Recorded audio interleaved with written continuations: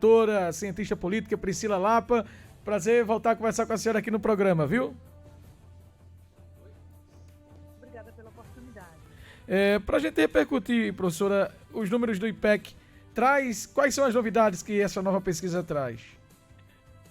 Na verdade, existe uma consolidação de uma tendência, né? Eu acho que se eu pudesse resumir a percepção sobre esse levantamento, é de que ele confirma uma tendência que, na verdade, o ex-presidente Lula sempre teve ao longo do tempo nesses levantamentos. Ele tinha dado uma certa estacionada no seu percentual de intenção de votos, mas agora, nessa reta final agora do ano, ele aparece de novo com uma tendência de aumento, né, desse percentual se consolidando, ao que parece, na dianteira, se as eleições acontecessem hoje, né? Vale somar isso, né? Vale ressaltar isso, que se as eleições acontecessem hoje, claro que daqui para lá pode haver mudanças de cenários. A gente tem visto, aliás, uma ampla movimentação, né, no cenário eleitoral. Assim, a gente tem visto confirmação de pré-candidatos como candidatos. A gente tem visto a formação de alianças em âmbitos estaduais que acabam afetando também o cenário nacional. A gente tem visto trocas de partidos, tamanhos de bancadas, né, sendo alterados, toda essa movimentação que é muito típica, muito característica do período que a gente vive, que é o período chamado de pré-campanha.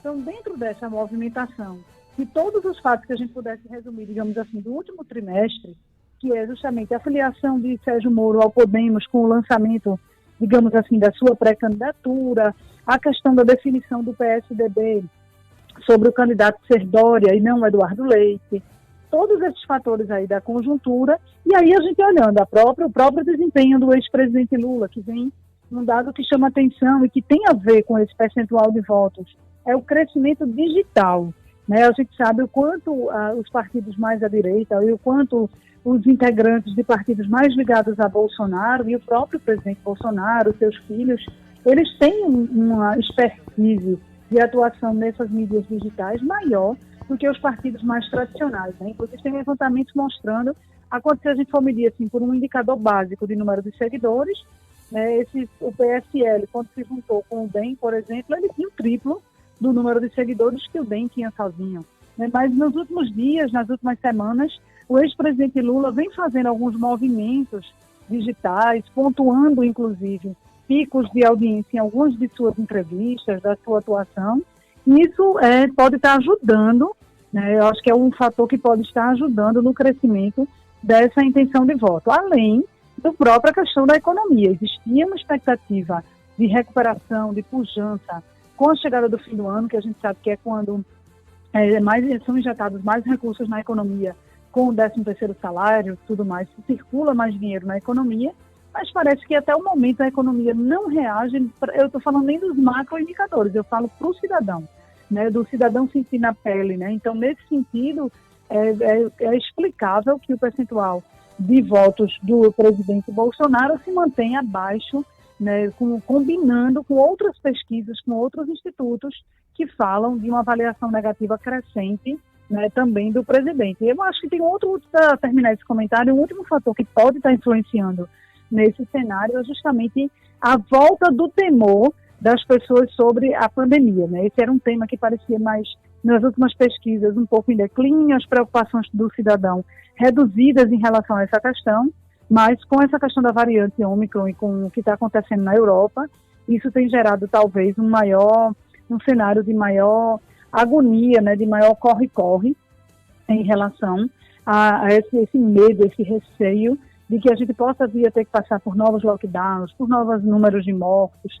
Então, isso tudo, esse tema, ele é muito característico, né, dessa polarização política, de que temer que a pandemia se volte com força no Brasil significa olhar para como o presidente Bolsonaro fez o enfrentamento até o momento, como ele conduziu a parte que lhe cabe, e as pessoas podem estar relacionando isso, né? Seria uma observação.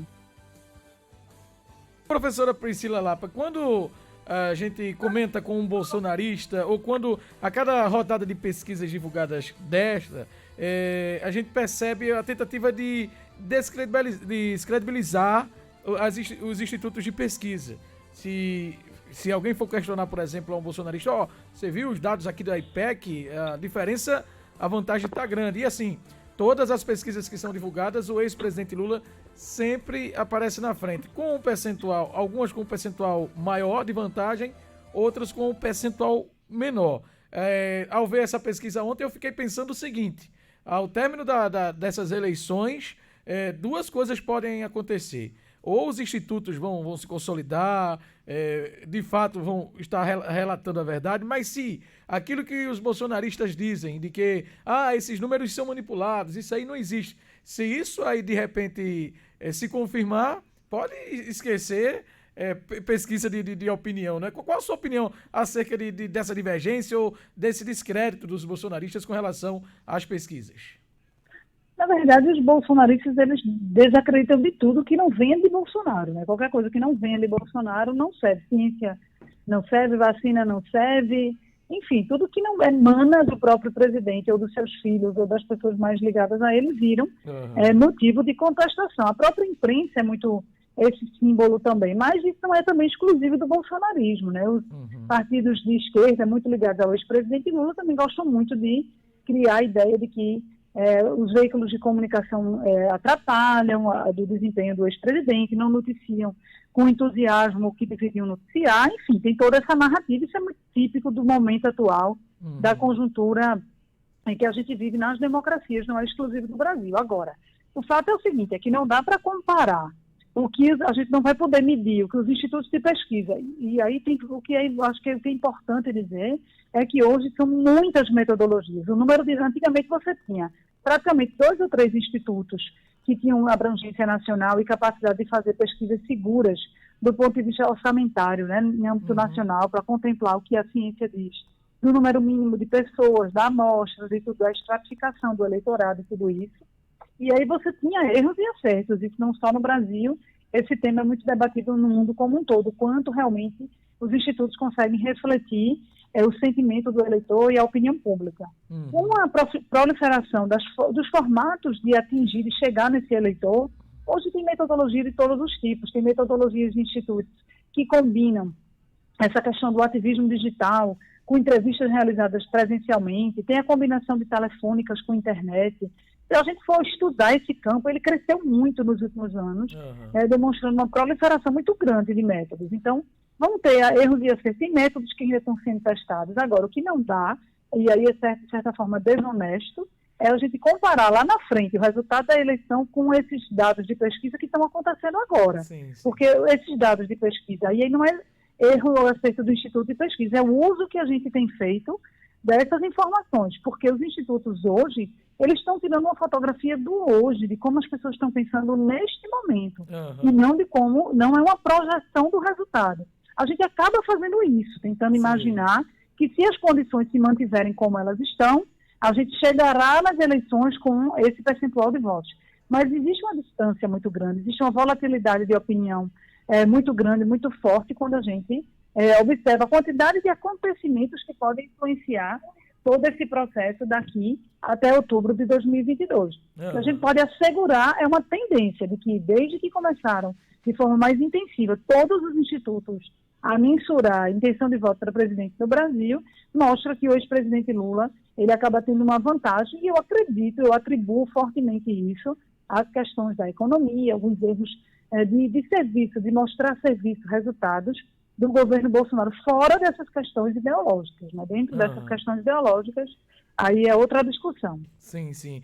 Professora Priscila Lapa, deixa eu aproveitar que a senhora está aqui conosco, saindo um pouquinho da pesquisa, e ao mesmo tempo inclui, né, porque ele é presidenciável, o pedetista Ciro Gomes foi alvo de uma operação de busca e apreensão em uma operação da Polícia Federal que investiga o pagamento de propina em obras lá do Castelão. Tanto o Ciro quanto o Cid Gomes, seu irmão, foram alvos. Isso atrapalha a possível candidatura do Ciro? É um balde de água fria? Não deve atrapalhar? Como é que a senhora analisa essa operação de hoje da Polícia Federal contra Ciro Gomes? Assim, dessas operações, quando elas explodem, quando elas vêm a público, muita coisa já aconteceu no bastidor, né? Uma operação como essa, ela é a culminância de um processo investigativo, seja quem for, né? Seja quem seja o alvo dessa investigação. O que a gente observa é que quando isso vem para chegar numa etapa de busca e apreensão, precisa que nessa busca e apreensão se esteja buscando algo que ainda não foi, que as investigações de bastidores ainda não deram conta de fechar uma questão. O que é estranho nisso tudo, e aí eu dei uma lida hoje de manhã, é que na época em que essa arena foi construída, Ciro Gomes não exercia nenhum cargo público no governo do Estado, que era quem era o ordenador de despesa, né, do processo. Então, isso torna, assim, a gente fica curioso, isso não descredibiliza a operação 100%, a gente precisa entender ainda, né, o nível do que está acontecendo, porque esse tipo de operação, como eu falei, ela tem esse lado midiático, ela tem esse lado que chama atenção de espetáculo, né, mas tem muita coisa que não é revelada pelo próprio processo legal, que não pode ser revelado, porque a gente não sabe o que é que leva a esse tipo de operação. Agora, que nos últimos tempos, sem sombra de dúvida, a Polícia Federal vem tendo algumas atuações que são questionáveis do ponto de vista, assim, de até que ponto isso o que é que desencadeia? Não é um ponto da investigação que determina que é necessária uma busca e apreensão, ou tem algum tipo de leitura política, né? Eu não estou dizendo que toda a operação é forjada em cima de fatos políticos, mas, e não é especificamente desse caso, né, do Ciro Gomes, uma série de outras operações se questionam por que só agora, né, essa questão da construção das arenas foi em 2014, 7 anos depois, o que ainda não tinha sido investigado, o que ainda não tinha sido encontrado, que está sendo agora alvo, né, dessa investigação. Agora, eu acho que a lisura do processo a gente vai descobrir ao longo do processo, né, como é que isso tudo vai sendo revelado. Não tem mais nada que fique escondido, né, com o passar do tempo, com o desenrolar dessa operação, vai aparecer o porquê ela foi desencadeada agora, isso pode ser plausível ou não, mas é importante dizer que eventos dessa natureza, sim, podem atrapalhar ou interferir, influenciar na conjuntura eleitoral. Quem já é apoiador daquele determinado candidato que é o alvo dessa operação, tende a minimizar, a dizer, isso aí é perseguição política, nada do que venha disso aí pode mudar, digamos assim, o posicionamento político dessa pessoa. Por outro lado, para quem ainda não se definiu, que ainda está nessa leitura de Senado para fazer a escolha do seu candidato, isso pode sim desencadear o sentimento de desconfiança. Poxa, eu queria escolher um candidato que fosse idôneo, que fugisse dessa questão da corrupção, e aí ele ser alvo, às vezes ele nem é considerado culpado lá na frente, mas só o fato de ele ser alvo já gera esse sentimento de desconfiança. Então tem que ser feito agora um trabalho pela equipe do Ciro Gomes de realmente esclarecer, deixar claro o que é tudo isso, e não apenas com essa narrativa da injustiça, porque o brasileiro está um pouco cansado disso, das pessoas que são alvo de operações sempre dizer, foi injusto. A gente quer saber, entender o porquê de tudo isso, e pelo bem da democracia, que isso seja esclarecido sem leituras políticas, mas como tem que ser para todos os cidadãos, afinal somos todos iguais, ou deveríamos ser, né, perante a lei. Exato. Para finalizar, hoje o Fernando Bezerra Coelho acabou colocando à disposição o cargo de líder do governo no Senado após a derrota desta terça-feira, onde acabou tendo apenas 7 votos, uma votação pífia. Ele que tentava ocupar a cadeira lá no Tribunal de Contas da União, acabou perdendo de lavagem para o Antônio Anastasia, que foi eleito com 52 votos. O Fernando Bezerra teve apenas 7, além da Cátia Abreu, que ficou ali na casa de 15, 16 votos.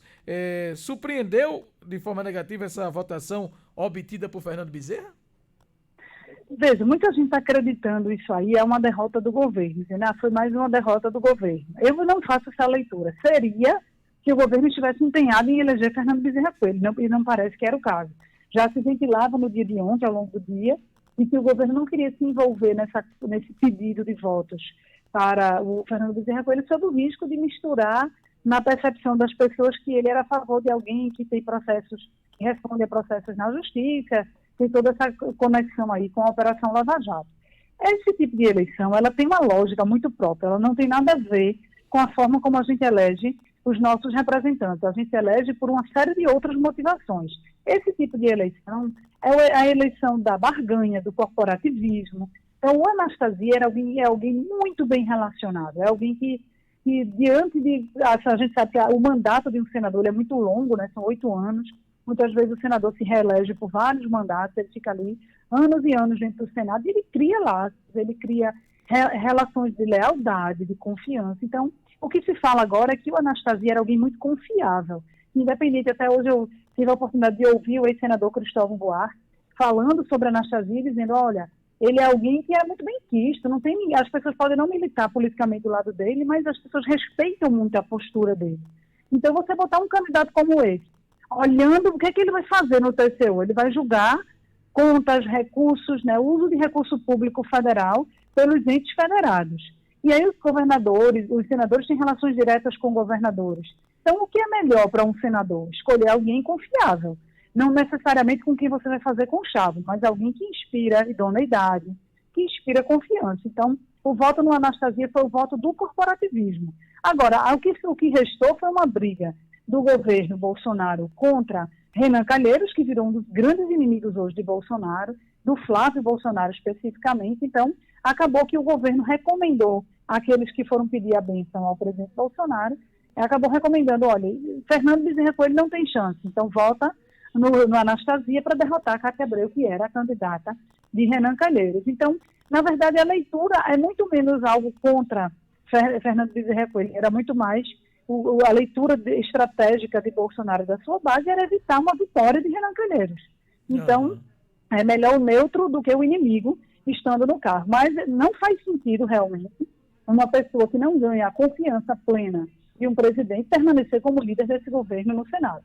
E ele não está errado de colocar o cargo à disposição, porque é um gesto que política é assim, eu dou e quero receber de volta. Então, a lealdade de Fernando Bezerra Coelho hoje a Bolsonaro, que é espantosa para quem acompanha o histórico desse político, que sabe que ele já militou do lado completamente oposto, é de espantar. Então, ele esperava, não vinha dizer que ele não esperava, porque esperava a recíproca numa ocasião como essa. Não recebeu esse gesto, então faz muito sentido e ele cria um certo afastamento agora, já que confiança não se constrói do dia para a noite. Vai ter que ser reconstruída essa relação entre ele e o presidente Bolsonaro. Muito bem. Doutora Priscila Lapa, muito obrigado pela gentileza de conversar com a gente mais uma vez e até o próximo encontro, viu?